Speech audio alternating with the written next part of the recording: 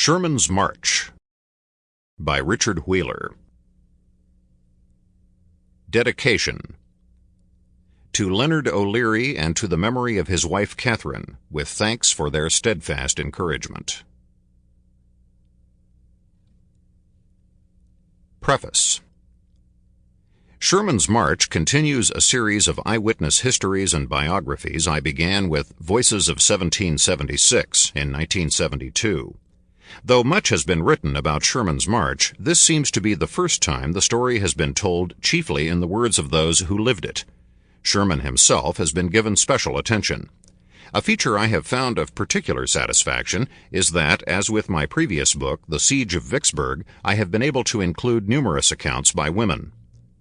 The book attempts to be more than a loose compilation of eyewitness material in which errors and false impressions have been allowed to stand as part of the times.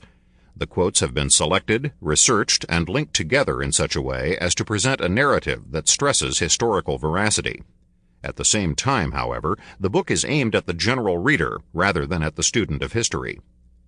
Being unwilling to clutter the narrative with numbers, I have not specified the sources of the individual quotes.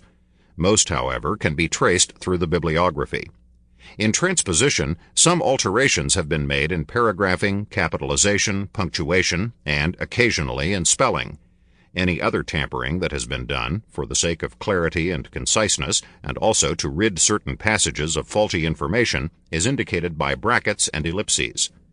The book's illustrations are from the war years and the period immediately after, many having been done by artists who were on the spot.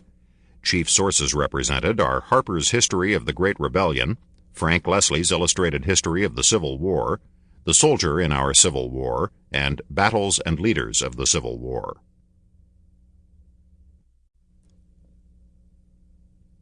Chapter 1. The Man Behind the Image.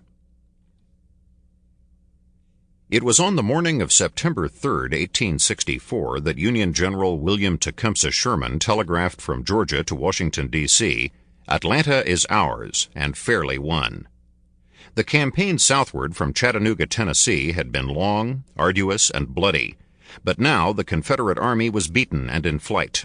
Sherman's satisfaction was enhanced by a prompt congratulatory message from President Abraham Lincoln that closed with these words: "The marches, battles, sieges, and other military operations that have signalized the campaign must render it famous in the annals of war, and have entitled those who have participated therein to the applause and thanks of the nation."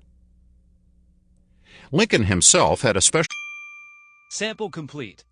Ready to continue?